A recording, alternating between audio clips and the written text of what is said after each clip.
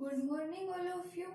હવે આજે આપણે જોવાનું છે હિન્દી, અને હિન્દીમાં બીજો જે પાર્ટ છે કયું છે તો કે ઈદગાહ. બરાબર, પરંતુ આપણે જરાક તાજું કરી લઈએ કે ભાઈ પહેલામાં આપણે શું ભણ્યા હતા કે પેલું કાવ્ય હતું તેરી હે ઝમી તેરા આસમાન. બરાબર, એ કાવ્ય શીખાતા ને આપણે પહેલા લેક્ચરમાં. તો આજે આપણે બીજું જોવાનું છે કયું તો કે ઈદગાહ. બરાબર, હવે આ ઈદગાહ છે એની સ્ટોરી કોણે લખી છે તો કે પ્રેમચંદ. એના લેખક કોણ છે તો કે પ્રેમચંદ. હવે આપણે ઈદગાહની સ્ટોરી જોતા પહેલા આપણે થોડુંક લેખક વિશે જાણી લઈએ કે પ્રેમચંદ છે એ કેવા લેખક હતા. તો એનો જન્મ ક્યારે થયો હતો કે જન્મ सन 1880 और निधन सन 1936. જન્મ ક્યારે થયો તો કે 1880 માં, અને મૃત્યુ ક્યારે થયું તો કે 1936 માં.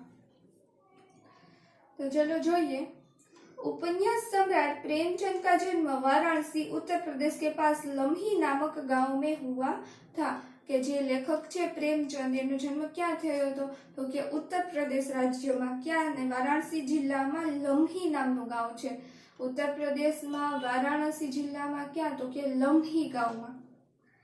उनका बचपन का नाम धनपत राय था. जो अत्यारे आपणे लेखक ने क्या नामे ओळखीए छीए प्रेमचंद, परंतु एनु बाळपणनुं नाम शुं हतुं तो के धनपत राय. आरंभ में वे नवाब राय उपनाम से उर्दू में लिखते थे. आरंभ એટલે કે શરૂઆત. જ્યારે તેને લખવાની શરૂઆત કર્યું તો તે કઈ ભાષામાં લખતા હતા તો કે ઉર્દુ ભાષામાં. અને ઉર્દુ ભાષામાં પોતાનું ઉપનામ શું રાખ્યું હતું તો કે નવાબ રાય. बाद में वे प्रेमचंद नाम से हिंदी में लिखने लगे.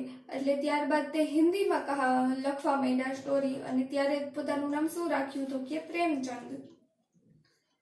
मैट्रिक उत्तीर्ण होते ही अध्यापक बने, किंतु गांधी जी के असहयोग आंदोलन में सक्रिय होने के लिए उन्होंने सरकारी नौकरी त्याग दी. मैट्रिक એટલે કે 10 પાસ, કે જ્યારે તે 10 પાસ થયા, મેટ્રિક ઉત્તીર્ણ થયા, ત્યારે તે અધ્યાપક બન્યા, એટલે કે શિક્ષક બન્યા.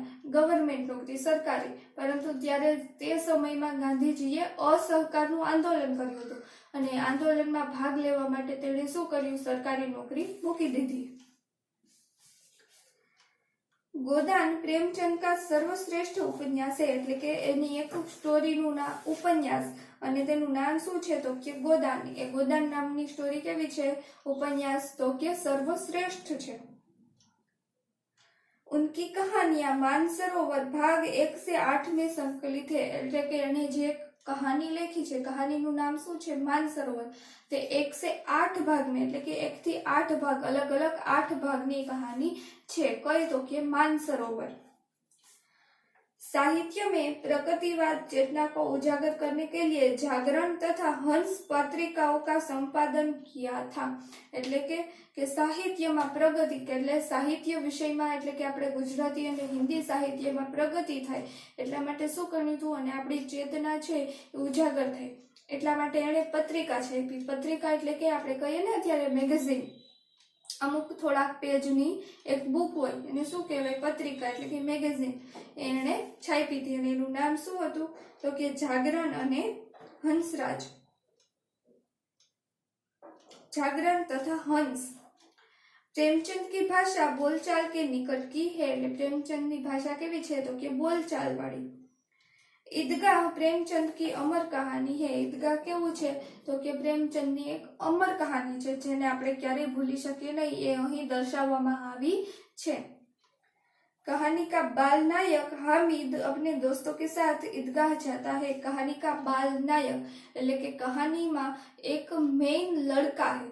वो लड़का कौन है तो कि हामिद. એટલે કે આ જે સ્ટોરી છે, લેખન છે, એમાં એક નાનો છોકરો છે, બાલ નાયક છે. એ શું, એનું નામ શું છે? हामिद.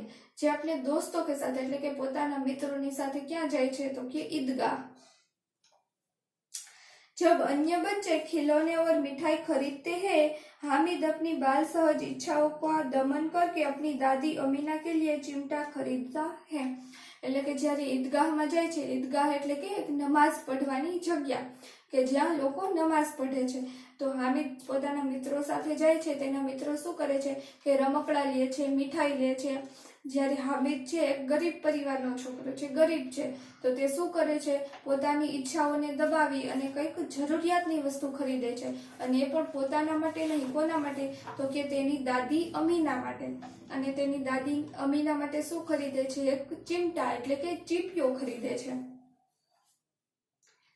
इसमें दादी के प्रति प्रेम तथा उपयोगी चीज खरीदने का विवेकपूर्ण बुद्धिमत्ता प्रकट होती है કે ત્યારે એ તો હામિદ તો એક બાળક છે, તેને શું ખબર હોય કે દાદીની શું જરૂરિયાત છે, પરંતુ તે બાળપણની રીતે નહીં, પરંતુ વિવેકપૂર્ણ અને બુદ્ધિથી વિચારે છે કે તેની દાદીને શું જરૂર છે, જેના કારણે શું ખરીદે છે? ચિમટા એટલે કે ચીપિયો.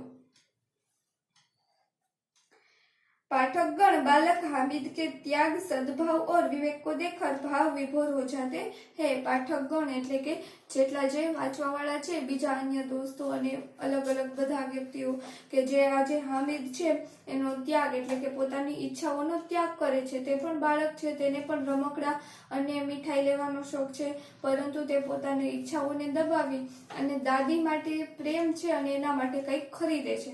એવી કહાની અહીં આપવામાં આવી છે. तो चलो જોઈએ. रमजान के पूरे 30 रोजों के बाद आज ईद आई है. એટલે કે રમજાનના પૂરા 30 દિવસ પૂરા થાય ત્યારબાદ શું આવી છે? આજે ઈદ આવી છે. कितना मनोहर, कितना सुहावना प्रभात है. એટલે કે કેટલું મનોહર છે અને કેટલું સુહાવના એટલે કે સરસ છે. શું પ્રભાત એટલે કે આજની સવાર. आज का सूर्य देखो कितना प्यारा, कितना शीतल है. કે આજે ઈદ છે તો આજની સવાર પણ કેવી છે? મનમોહક. અને આજનો સૂર્ય જો કેવો શીતળ લાગે છે. માનો સંસાર કો ઈદ કી બધાઈ દે રહા है. એટલે આજનો સૂર્ય જોતા એમ લાગે છે કે સૂર્ય છે એ આપણને બધાને ઈદની શુભેચ્છાઓ આપે છે. ગાંવ में कितनी हलचल है. એટલે કે ગામમાં આજે સવારથી શું છે? તો કે ચહેલ પહેલ વધી ગઈ છે. ईदगाह जाने की तैयारियां हो रही है. ईदगाह એટલે કે ઈદના દિવસે જ્યાં બધા લોકો નમાઝ પઢવા માટે એક જગ્યાએ એકત્ર થાય છે, તો કે ઈદગાહ જવા માટેની શું થાય છે? તો કે તૈયારીઓ થાય છે. किसी के कुर्ते में बटन नहीं है, पड़ोस के घर में सुई धागा लेने दौड़ा जा रहा है. એટલે કે ઈદ છે તો બધા નવા નવા કપડા પહેરે છે, તો કોઈના કુર્તામાં શું છે? તો કે બટન નથી, તો સુઈ ધાગા એટલે કે સોય દોરો લેવા ક્યાં જાય છે? તો કે પડોશીના ઘરમાં દોડી જાય છે. किसी के जूते कड़े हो गए हैं, उनमें तेल डालने के लिए तेली के पास भागा जाता है. એટલે કે કોઈ किसी के जूते यानी कि કોઈના બૂટ કલે એટલે કે જ્યારે આપણે હાલીએ ત્યારે શું થાય છે? તો કે અવાજ આવે છે, એટલા માટે શું કરે છે? તો કે એમાં તેલ નાખવા માટે તેલીની પાસે દોડી જાય છે. જલ્દી જલ્દી બેલો કો સાની પાની દે દે. જો જલ્દી જલ્દી બેલ એટલે કે બળદ, કે જે બળદ પાડતા હોય, સાની પાની, સાની એટલે કે એને ઘાસચારો, જેને પાણીમાં ડુબાડીને આપવામાં આવે, અને પાણી એટલે કે એને પીવાનું પાણી. કે આજે ઈદગાહ જવું છે તો બધું કામ જલ્દી જલ્દી કરવાનું છે, એટલે કે બેલો એટલે કે બળદને પણ જલ્દીથી ઘાસચારો અને પાણી આપી દઈએ છીએ.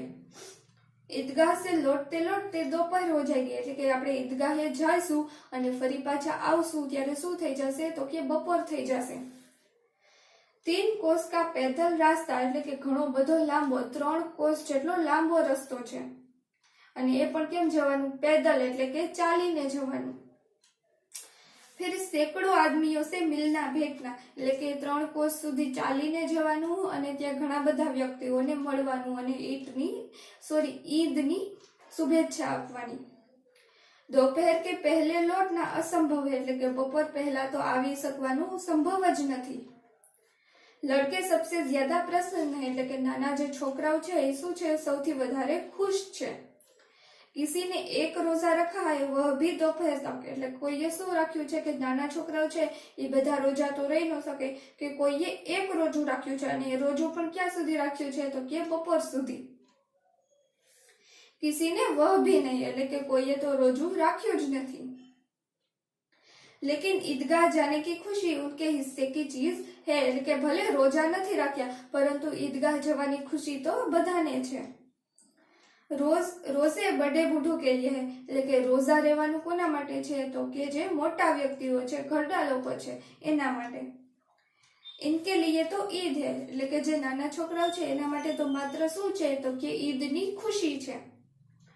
રોજ ઈદ કા નામ રટતે થે એટલે કે રોજ ઈદ કા નામ એટલે કે કબ આएगी ઈદ કબ આएगी, જેમ આપણે બીજા ફેસ્ટિવલની રાહ જોઈએ ને કે દિવાળી છે, જન્માષ્ટમી છે, નવરાત્રી છે, ક્યારે આવશે, એમ છે આ ઈદનું નામ રટે છે કે ઈદ કબ આएगी, ઈદ કબ આएगी। आज वो आ गए कि फाइनली आज ईद આવી ગઈ છે। अब जल्दी पड़ी है कि लोग ईदगाह क्यों नहीं चलते, कि હવે તો जल्दी એમ થાય છે કે चलो सब ईदगाह चलते हैं। उनकी अपनी जेबों में तो कुबेर का धन भरा हुआ है, કે જે બીજા અન્ય વ્યક્તિઓ છે એની જેબ એટલે કે એના ખિસ્સામાં તો શું છે, કુબેર એટલે કે જે ધનના દેવતા છે, એટલે કે એના ખિસ્સામાં તો ઘણું બધું ધન છે, એટલે કે ઘણા પૈસા છે। बार बार जेब में से अपना खजाना निकाल कर गिनते हैं और खुश होकर फिर रख देते, કે બીજા અન્ય વ્યક્તિઓ છે, અન્ય નાના છોકરાઓ છે, એ શું કરે છે, પોતાના ખિસ્સામાં હાથ નાખે છે અને એ જોવે છે કે કેટલા પૈસા છે અને ફરી પાછા ખિસ્સામાં મૂકી દે છે। महमूद गिनता है कि महमूद नामનો એક છોકરો છે, એ ગણે છે કે એના ખિસ્સામાં કેટલા પૈસા છે, કે 1 2 10 12, उसके पास 12 पैसे है। કે જે महमूद नामનો છોકરો છે એ ગણે છે એની પાસે કેટલા પૈસા છે, તો કે 12 પૈસા છે।